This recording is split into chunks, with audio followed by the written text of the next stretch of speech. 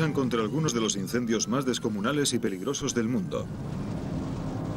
Infiernos que desafían la destreza y los medios de la mayoría de los bomberos. Fuegos que arden furiosamente, cada uno con sus propias reglas, sus propios riesgos y sus propias sorpresas letales.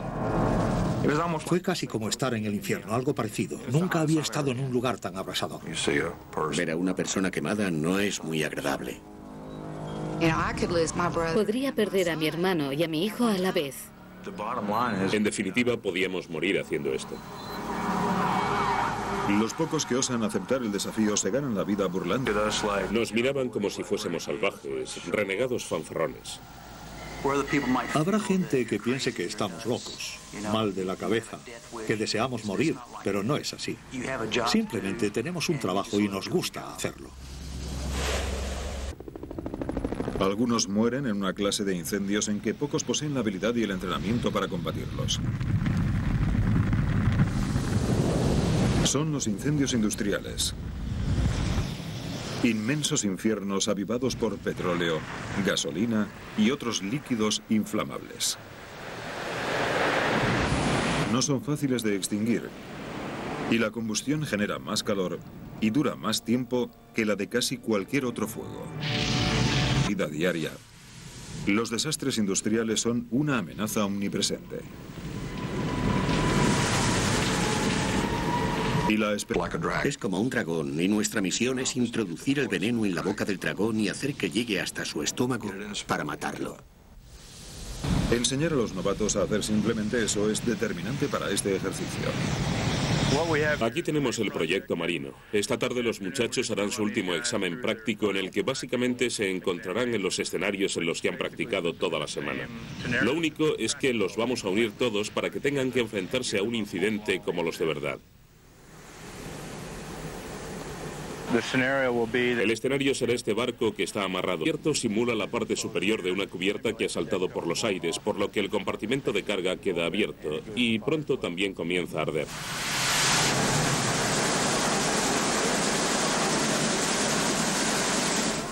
Un barco plantea siempre problemas adicionales. El combustible está por todas partes y parece que jamás se agota. Haced retroceder ya ese fuego. El agua sola no sirve. Se necesitan compuestos químicos especiales, una gran competencia técnica y sobre todo disciplina. Tenéis que llegar también a ese agujero. Vale. Guarda lo que queda. Guarda lo que queda, no. Estos ejercicios están pensados no solo para que el bombero aprenda, sino para que se forje, para que se acostumbre a enfrentarse al Industrial Fire World. Lo crean o no, hace unos 20 años, si teníamos un incendio en un tanque, aunque solo tuviera unos 24 metros de diámetro, unas dimensiones inferiores a la media, la posibilidad de apagarlo era prácticamente nula. Eunice, Luisiana. Un tren de mercancías que transporta productos químicos descarrila provocando que la peligrosa carga de los contenedores se incendie. Otros pueden estallar de un momento a otro. La ciudad, septiembre de 1999, Wesley, California. Cuando un rayo incendia un depósito de más de 5 millones de neumáticos, los expertos calculan que se tardarán meses en extinguirlo. Pero gracias a más de ellos, se solucionaron gracias a la intervención de Dwight Williams y su familia de bomberos. Esperamos más de la familia que de nadie. Y es que el hecho de pertenecer a una familia puede ayudarte a conseguir un trabajo, pero no a conservarlo. John C. Naylor es bombero y miembro de la familia por ser yerno de Dwight. Se unió al equipo en 1996. La gente dice, cuidado con lo que deseas, pero yo ya lo tenía decidido, así que cuando se presentó la oportunidad me lancé tras ella. El riesgo... Les ha pasado a muchas compañías que se dedican a lo mismo que nosotros. En ese sentido podemos considerarnos afortunados, porque no hemos tenido que vivirlo. Y eso se consigue prestando mucha atención y siendo prudentes, aunque en ocasiones también agresivos. Gracias a las inusitadas imágenes tomadas por los propios bomberos, los espectadores serán testigos de cómo aumenta el peligro y verán a la familia Williams jugándose la vida.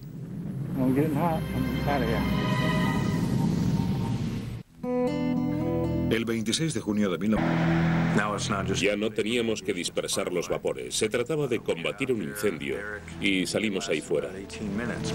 La torre de perforación resistió 18 minutos antes de que el calor comenzara a fundirla. Parecía un montón de espaguetis medio hechos. Para entonces la torre era una montaña de acero derretido para proteger a los trabajadores que cortaban el amasijo de hierros. Fue una batalla que se prolongó durante varios días enteros y que dejó exhaustos a los hombres que combatían el fuego por turnos. El ruido es tremendo. En el depósito sonaba de manera distinta. El sonido es diferente cuando el fuego está sobre barro o sobre agua, por ejemplo. El ruido era tan fuerte y profundo que nos retumbaba hasta el pecho. Era como estar entre dos coches de carreras en la pista justo cuando arrancan. El sonido era tremendo. Nos comunicábamos principalmente haciendo señales con las manos y escribiendo notas. Entonces, al séptimo día, todo cesó. El pozo se desplomó y una válvula natural cortó el paso del gas. Aunque el fuego ya estaba apagado, los Williams sabían que en la siguiente ocasión no podrían contar con tener tanta suerte, de modo que emprendieron el regreso a casa para buscar soluciones a los problemas con los que se habían topado. Este proceso de perfeccionamiento de las técnicas es decisivo para su éxito. Unos 30 kilómetros al este de Beaumont, Texas, se encuentran el hogar y las oficinas centrales del grupo Williams Fire and Hazard Control. Randy, la hermana de Dwight, lleva 20 años gestionando este frente de la guerra contra el fuego. Para que los bomberos puedan luchar contra el fuego, deben contar con alguien que sepa lo bastante sobre este mundo, que pueda tratar con los funcionarios del gobierno y con el equipo de gestión y que les tenga informados de la situación. Disfruto haciendo esto. Todos nosotros trabajamos sometidos a una gran presión, y esa es la parte de presión que a mí me corresponde. El trabajo de Randy le permite a Dwight dedicarse a su pasión, idear el modo de combatir mejor los incendios industriales. Por eso quiero hacerlo, para regular la propulsión. Nunca lo hemos hecho y estoy impaciente por ver si funciona. Los ingredientes del fuego son muy simples: solo oxígeno, un combustible y calor. Si se elimina uno de ellos, se acaba el fuego. Podríamos dividir los incendios en combustibles e inflamables. Si son inflamables, significa que, en un entorno normal y corriente, el producto genera el suficiente vapor para alimentar la combustión. Muchos de nosotros quemamos madera en nuestras chimeneas y sabemos que tiene que calentarse antes de desprender vapor para empezar a arder. Debido a la dinámica de los incendios a presión, se necesita algo más que agua para sofocarlos. A la altura de la boca de la manguera, los bomberos mezclan con el agua un agente químico seco que contribuye a interrumpir la reacción en cadena que permite que las llamas sigan ardiendo. Sin embargo, dicho compuesto solo funciona si llega al fuego. Y el problema es que el agente, de textura similar a la del polvo, era blanco y difícil de distinguir entre el agua. Para combatir mejor los fuegos a presión, Dwight necesitaba saber en qué punto del chorro se concentraban los compuestos químicos.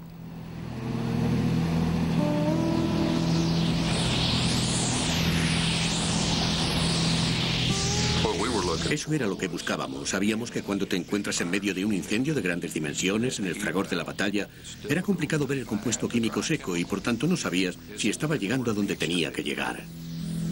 Con la ayuda de unos ingenieros de Ansul Incorporated, Dwight le dio color al compuesto, por lo que mejoró considerablemente su capacidad para apuntar. Sus refinamientos nunca sorprenden al bombero Jerry Kraft. Mucha gente se pregunta cómo consigue Dwight Williams hacer esas cosas. No es magia y no tiene truco alguno. Es muy bueno trabajando en grupo y sabe cómo formar un equipo. Y con un buen equipo, todo es posible. ¿Ya está? Sí. Estupendo.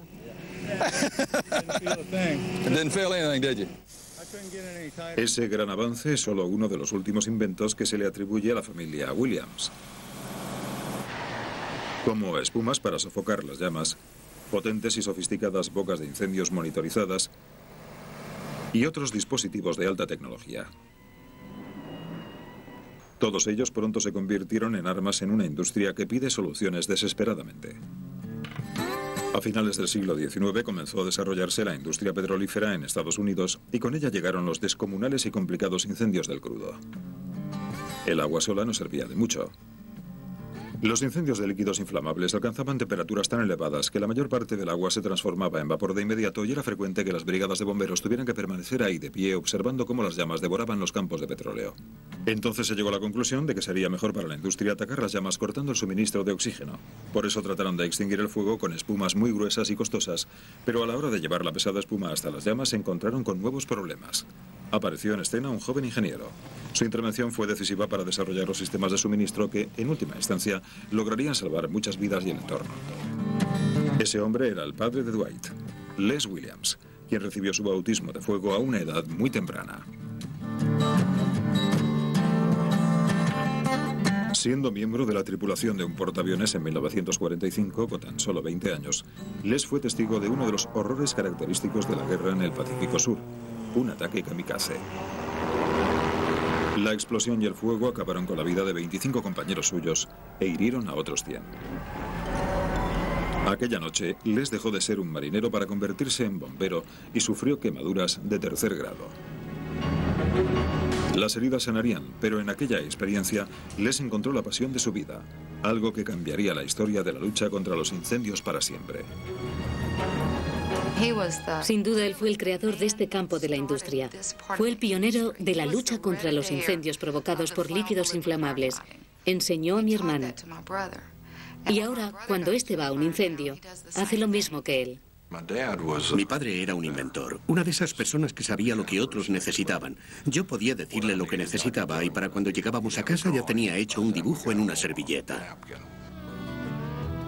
Cuando acudían a apagar un fuego, comprobaban que nuestras bocas de incendios no tenían el alcance que necesitábamos, no tenían el volumen adecuado. Él inventó la tecnología y aumentó la seguridad en este trabajo. Como Dwight le diría hoy a cualquiera, la mejor manera de protegerse de un fuego es situarse a distancia. Y eso es precisamente lo que su tecnología nos permite hacer. Gracias a ella hoy podemos controlar a esos monstruos. Cuando aún era muy joven, Les empezó a trabajar para refinerías y empresas petrolíferas, después de lo cual se unió al equipo de su hijo. Su colaboración se prolongó hasta su muerte en 1993 y durante todo el tiempo que estuvieron juntos, los tanques de almacenamiento se convirtieron en una especialidad de los Williams. Miles de tanques de almacenamiento salpican la costa del Golfo estadounidense. Son depósitos llenos de crudo y de algunos de los líquidos más inflamables y peligrosos que existen. En el pasado, cuando se incendiaban, era casi imposible apagarlos. La familia Williams se jugó la vida para hallar el modo de mejorar las estadísticas. Cuando toda la superficie de uno de estos tanques está en llamas, los bomberos se enfrentan a un infierno que vuelve a iniciarse por mucha agua que se aplique. El truco consiste en evitar que las zonas apagadas vuelvan a incendiarse. La estrategia de los Williams es la siguiente: proyectar hacia el fuego volúmenes continuos de espuma en un ángulo determinado que crea una especie de manto cada vez más grueso que extingue las llamas. Lo que se pretende con la espuma es básicamente construir una barrera entre la superficie del combustible y la atmósfera que hay sobre ella. Algo así como poner una tapa sobre el líquido inflamable. La espuma funciona de la siguiente manera. Cuando sale de la boca de incendios, arrastra algo de aire, lo que le permite flotar sobre la superficie. A medida que el área o huella de espuma aumenta poco a poco, el perímetro del incendio se va reduciendo y al final el fuego termina extinguiéndose.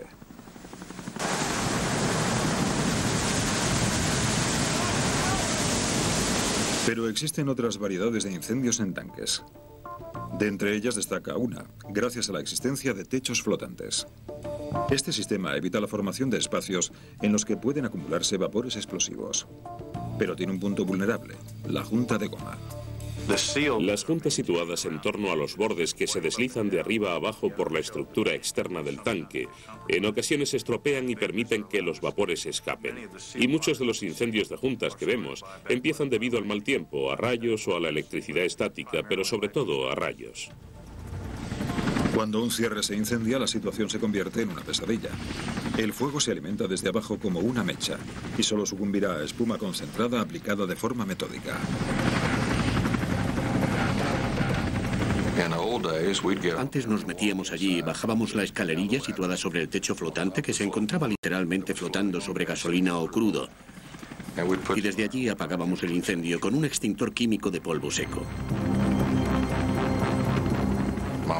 Una de las primeras veces que lo hicimos, mi esposa vio lo sucedido en televisión. Y cuando llegué a casa me dijo, no te lo vas a creer, pero había 2 locos sobre el techo flotante de un tanque. No le dije que era yo. Y a veces, cuando sales de uno de esos sitios, tienes los zapatos derretidos, como si fueran los pies de un pato. Entonces te das cuenta de que no debes colocarte sobre algo que pueda hundirse de un momento a otro o volar en pedazos. De que en una situación así hay que minimizar los riesgos. En aquel momento supimos que necesitábamos algo que se pudiera fijar al tanque para operar desde allí. Había llegado el momento de salir de compras. Hoy, Doc Daspit, también yerno de Dwight, supervisa un equipo de varias decenas de trabajadores que fabrican el equipo del que dependen los bomberos Williams. Recibo un pedido de compra de Betty, John, Cathy o alguien así del departamento de atención al cliente. En ese momento es solo un pedazo de papel y mi labor consiste en convertirlo en algo como eso.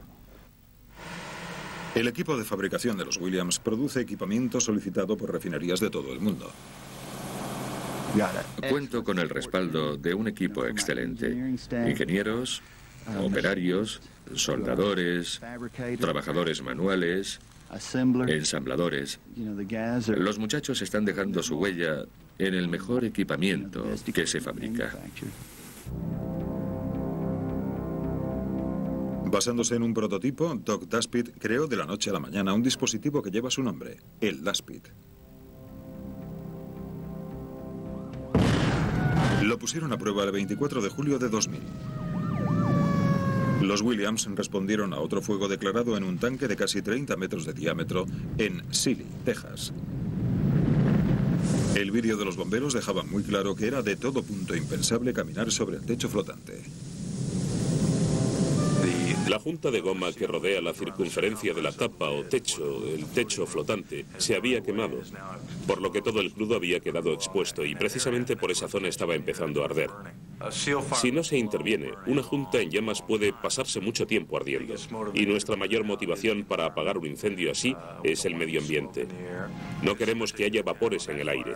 Esta ciudad en concreto ya había sido evacuada. Hacía 11 horas que se había declarado el incendio y lo que más les importaba a sus habitantes era saber cuándo podríamos apagarlo. Tras subir 70 peldaños, Chauncey se dirigió a la plataforma del tanque de crudo que contenía 80.000 barriles de petróleo caliente. Las llamas se elevaban unos 6 metros por encima de la junta. Instalamos el equipo allí, conseguimos que empezara a salir la espuma y tardamos unos 10 minutos en colocar el Daspit. Así que se nos ve actuando en el tanque. Si calculan el tiempo que pasó hasta que se extinguió el fuego, verán que fueron menos de 2 minutos. Y no tuvimos que abandonar la plataforma. Williams había demostrado que podía apagar el incendio de un sello desde una distancia segura, pero aquello no había hecho más que empezar. Pronto tendrían que enfrentarse a un tanque varias veces más grande que el de Sealy, en lo que supondría el mayor reto al que cualquier bombero industrial se había enfrentado hasta entonces. 7 de junio de 2001. Era la 1 de la tarde y una virulenta tormenta tropical azotaba la costa del Golfo de Estados Unidos. Mientras los habitantes de Texas y Luisiana combatían las inundaciones, el terrible temporal traía consigo otras preocupaciones. La lluvia caída durante varios días había roto las juntas de una docena de tanques, por lo que los techos protectores se habían hundido, dejando expuestos los vapores volátiles que había dentro. Se daban todos los factores necesarios para que se produjera una tragedia de forma inminente, como J.R. Chidester de Orion sabe demasiado bien. Puede que haga mal tiempo. Puede que un techo se hunda. Puede que un rayo incendie una junta. Y lo peor de todo, que un tanque al completo acabe envuelto en llamas. El rayo cayó a la 1:30 de la tarde. 15 kilómetros al este de Nueva Orleans, Luisiana, hubo una explosión en el horizonte. En un tanque de la refinería Orion Norco se había declarado un gigantesco incendio.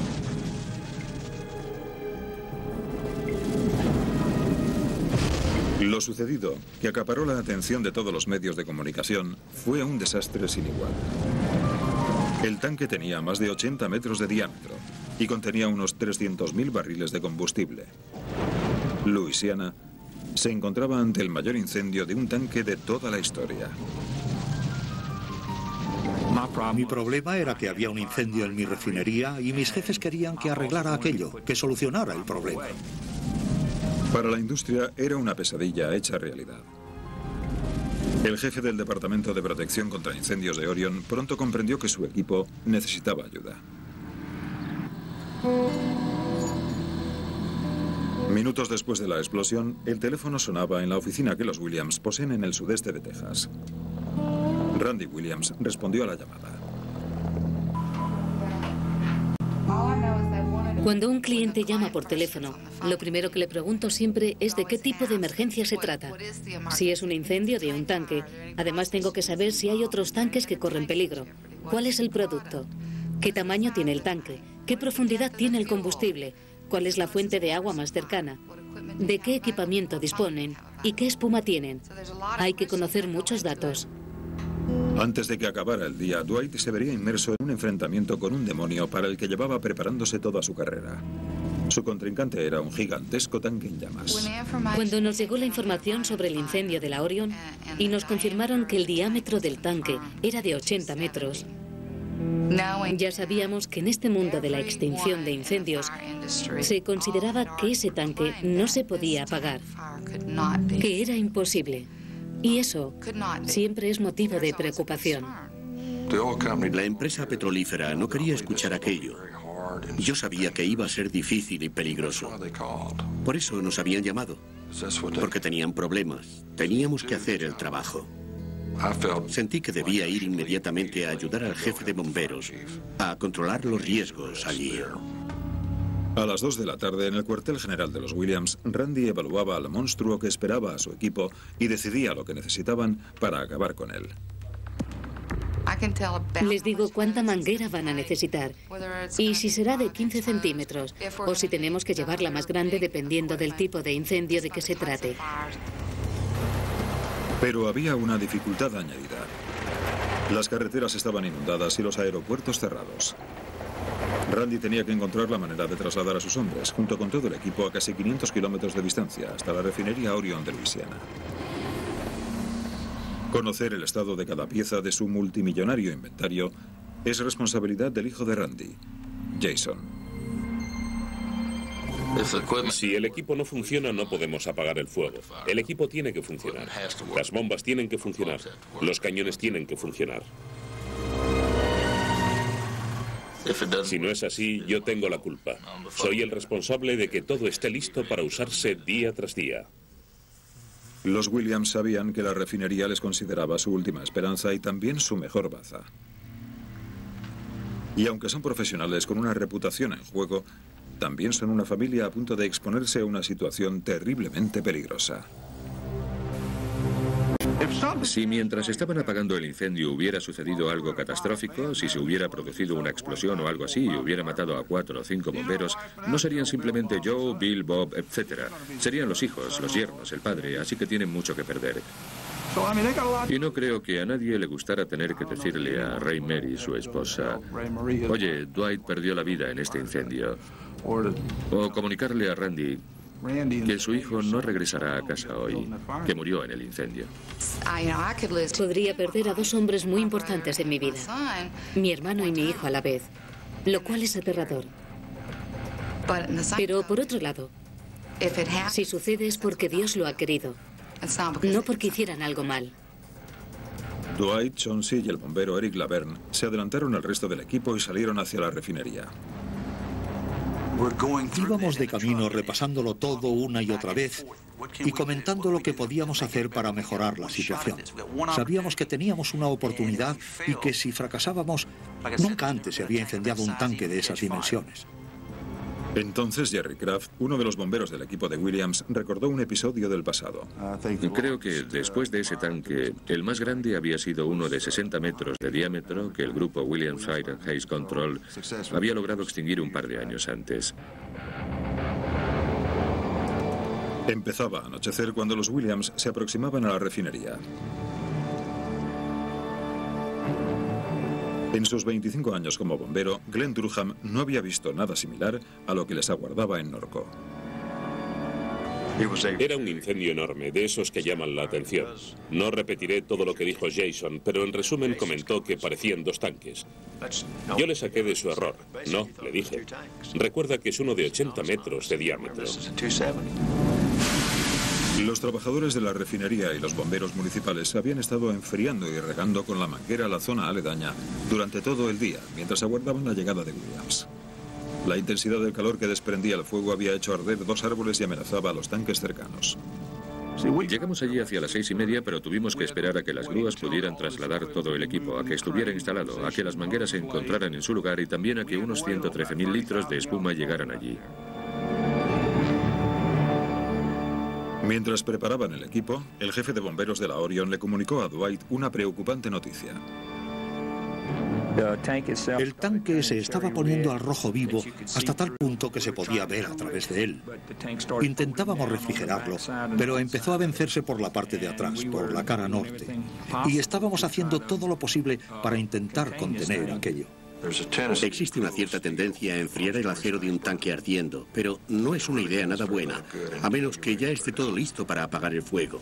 Aunque es una práctica muy extendida, yo tengo mis dudas, porque inevitablemente al estar blando, el acero cede a la presión, se dobla y al final termina rompiéndose. Si esperaban demasiado, el metal doblado podría dificultar aún más su tarea. El tanque podía terminar partiéndose y sepultar el equipo bajo una ola de gasolina ardiendo. Dwight necesitaba observar más de cerca al enemigo. La gente me decía, ¿qué haces, Dwight? Yo les respondí que iba a conocer al fuego. Hay que pensar que el fuego es como un dragón vivo, que respira y que está furioso, al que hay que introducirle el veneno en la boca para matarlo. De modo que hay que buscarle la boca. También hay que identificar todo aquello que puede hacernos daño, como los dientes o la cola del dragón.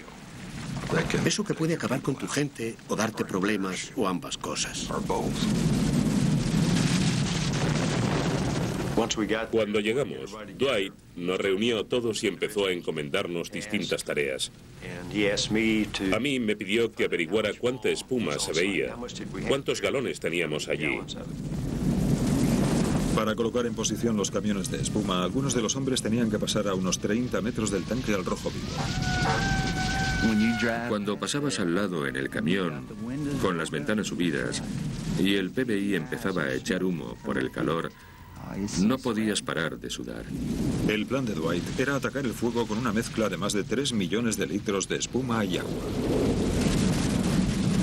Inicialmente mi trabajo consistía en situar los cañones. Tenía que colocarlos en su lugar. Dwight y yo estuvimos hablando y me dijo más o menos dónde los quería. Mi principal cometido en el incendio de la Orion fue, junto con Jerry Craft, manejar el enorme monitor Bigfoot que utilizamos. Cuando estuvimos todos listos y el agua empezó a salir, cuando comprobamos que la presión, el volumen y la espuma que necesitábamos estaban listos, mi trabajo se limitó simplemente a manejar ese cañón, uno de los 2 que había, y a observar a Dwight, a observarle trabajar. En las horas siguientes, decenas de bomberos municipales y de la refinería fueron determinantes para tener una posibilidad de completar con éxito la misión, pues ellos se encargaron de manejar las bombas y preparar la espuma. Necesitábamos bombas de succión. Teníamos que conseguir la presión que necesitaban los cañones para depositar la espuma a la distancia adecuada y en el punto preciso. Y todo eso sin que nadie nos diera indicaciones desde el interior del tanque. Lo observábamos todo desde la distancia y teníamos que imaginarnos dónde estaba aterrizando el material de extinción y dónde se estaba formando la huella de espuma, cuál sería su trayectoria y cuánto faltaba para cubrirlo todo. Y ahí es donde entra el arte.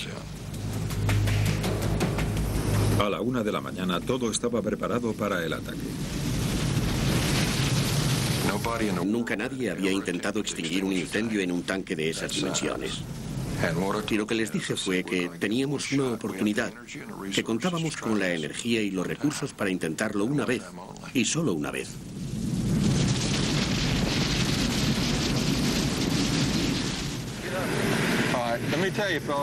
Bien, chicos. Dejadme deciros que ya está todo preparado. Tenemos un tanque de 80 metros ardiendo y hemos venido aquí a apagar este fuego. A la luz del virulento fuego, Dwight reunió por última vez a su equipo para confirmar que estaban dispuestos a librar la mayor batalla de sus carreras. La gente tiene que entender cuál es su misión y exactamente en qué momento tiene que cumplirla. De modo que insistes en ello una y otra vez. También es una forma de mentalizar a tus hombres de lo que va a pasar. Porque eres como un director de orquesta que tiene que conseguir que su banda toque la nota correcta en el momento adecuado. ¿Alguna pregunta? Pues hagamos lo que hemos venido a hacer. Vamos. Solo disponían de 65 minutos de espuma para extinguir el fuego por completo. Si quedara un atisbo de llama, por pequeño que fuera, cuando la espuma se acabara, el fuego volvería a iniciarse y el tanque podría quemarse por completo. Sería un fracaso que atormentaría a Dwight Williams durante el resto de su vida. Aquel día no estaba nada decidido, pero había llegado el momento de la verdad. A una señal suya colocamos nuestro monitor en el interior del tanque. Chauncey Naylor hizo lo propio con el suyo e iniciamos el ataque.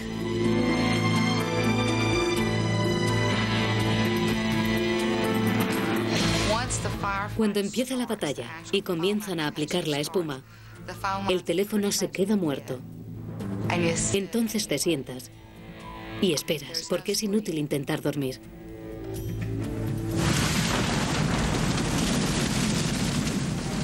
Más de 45.000 litros de agua y espuma por minuto salieron proyectados hacia el cielo para caer en el tanque.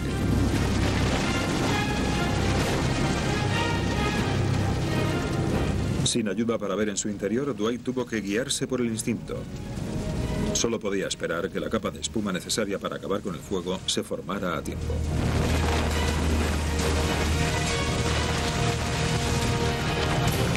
Hay que tener en cuenta que lanzas la espuma, aterrizas, sigue avanzando hasta chocar contra la pared trasera y al volver tras el impacto apaga el fuego.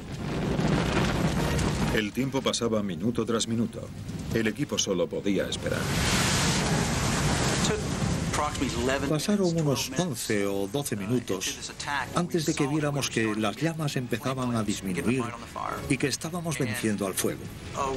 Es una sensación increíble comprobar que está funcionando. Cuando las llamas disminuyen, es como si el fuego ardiera con toda su intensidad. Y de repente alguien le quitara 2/3 de esa intensidad de debajo, de manera que solo quedara ardiendo una parte muy pequeña de lo que antes estaba consumiéndose. Me acerqué a la parte trasera del tanque y entonces vi que el lado izquierdo estaba prácticamente apagado, lo que significaba que todo estaba saliendo según lo previsto. Dicen que cuanto más alto, más dura es la caída. Y es cierto. Primero te sientes fenomenal y 20 minutos después, cuando ves que el fuego no se apaga, te hundes y piensas, ¿dará resultado? Lo teníamos todo en contra. Era la peor situación en la que yo me había visto jamás, ya fuera calle abajo o en el mar a unos 150 kilómetros. Lo teníamos todo en contra. 50 minutos después del ataque, las reservas de espuma estaban casi vacías y el fuego testarudo seguía levantándose con fuerza. El tanque amenazaba con volver a prenderse. En ese momento, Dwight tuvo que someter su destreza a la más dura prueba.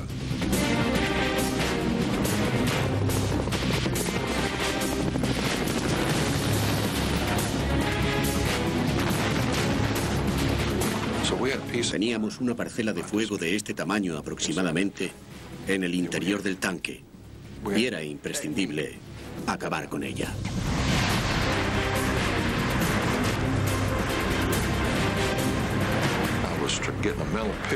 Me hice una imagen mental de lo que estaba sucediendo en el tanque.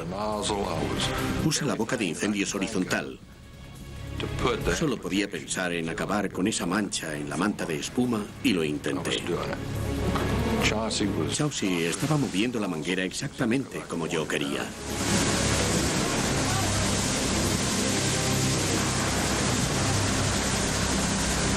Trece horas después de que cayera el rayo sobre Norco, el cielo por fin volvía a ser negro. Habían hecho historia. Habían logrado apagar el incendio del mayor tanque de almacenamiento de petróleo del mundo. Cuando sofocamos el fuego, creo que nos quedaban menos de 7 minutos de espuma. No es la primera vez que lo conseguimos con los últimos restos de espuma, con el último suspiro de compuesto químico seco. Lo logramos. Supongo que todos deseábamos que la gente de nuestro círculo más cercano dentro de esta industria pudiera haber estado allí con nosotros para vivir aquello, para disfrutarlo, para ser testigos de lo que habíamos conseguido. Mucha gente decía que no podríamos apagarlo, y cuando lo hicimos, creo que nos sentimos con derecho a alardear de ello, porque nadie había logrado antes algo así. Cuando apagas un fuego tan grande, en cierto modo comprendes lo pequeño y lo insignificante que eres en el gran esquema de las cosas.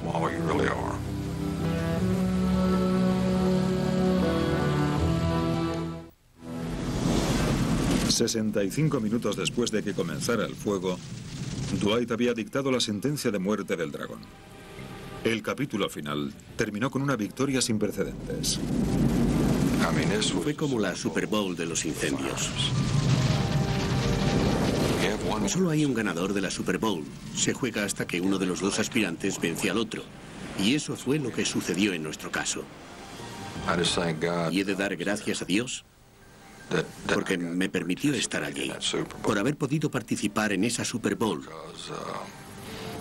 Porque hubiera sido muy duro pasar el resto de mi vida pensando que no estuve allí. Estás sentada junto al teléfono esperando que llamen y digan, hemos terminado, regresamos a casa. Y tras un incendio, siempre se regresa al hogar. En una propiedad de 100 acres y rodeada de robles se encuentra la residencia de la familia Williams, donde viven Ray y Marie, la esposa de Dwight, su madre, Colin, sus hijos y sus nietos. Dwight lleva a sus espaldas el peso de un trabajo muy importante y de gran responsabilidad. Asegurarse de que todos regresemos a casa con nuestras familias, porque siempre se ocupa de nosotros. Nuestras familias nos dan la bienvenida en casa cuando regresamos y no se enfadan porque nos vayamos. Y es que para empezar entienden por qué acudimos a una llamada. Cuando volvemos a casa después de un trabajo tan complicado, una de las mujeres siempre está cocinando algo para que sintamos que estamos en nuestro hogar y podemos ver a todo el mundo al mismo tiempo. Y creo que eso es lo más importante. Podemos mirarnos a los ojos unos a otros y saber que estamos por fin en casa. Tengo entendido que cuando salimos a hacer un trabajo, sea cual sea la envergadura del incendio, mi madre o mi esposa rezan por todos los muchachos. Y es fantástico.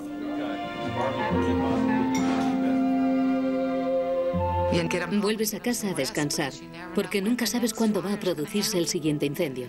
Eso nunca se sabe.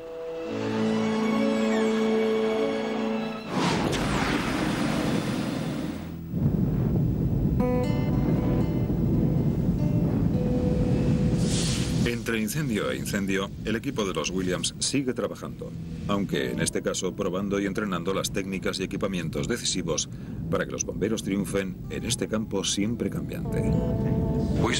Invertimos mucho dinero en investigación y desarrollo, porque nuestro trabajo gira en torno a la protección de la vida y la propiedad. No se me ocurre nada más importante. Ver a una persona quemada no es agradable y nos recuerda lo que puede hacernos el fuego. Lo que me convenció para querer ser parte del equipo de Dwight fueron, en primer lugar, los éxitos que cosechaba sin heridos ni incidentes. Y en segundo lugar, que queremos contribuir a la industria y devolverle lo que hace por nosotros. Yo deseaba formar parte de eso. En cuanto al líder de este peligroso trabajo, continúa con su búsqueda de métodos mejores y armas más contundentes. Espero estar aquí cuando vuelva a haber un incendio en un tanque de crudo de grandes dimensiones, tanto por la seguridad de los chicos como por el hecho de que quiero probar ciertos trucos con el petróleo y la profundidad. Quiero ver si funcionan. El legado de Dwight Williams perdurará en el tiempo por sus contribuciones a la ciencia de la lucha contra el fuego y al arte de la lucha contra el fuego. No quiero que se tenga la impresión de que hemos convertido este trabajo en algo seguro. Simplemente hemos hecho la lucha contra el fuego más aceptable. Luchar contra el incendio de un líquido inflamable es peligroso. Puede que salgas a trabajar y no regreses a casa, pero aceptamos esos riesgos. Me gusta vivir al límite. Es muy agradable. Creo que si tuviera un trabajo que no me permitiera correr riesgos, no sería feliz. Matas al dragón, vences a tu enemigo y apagas las luces. Eso es lo que hacemos. Perfecto, perfecto.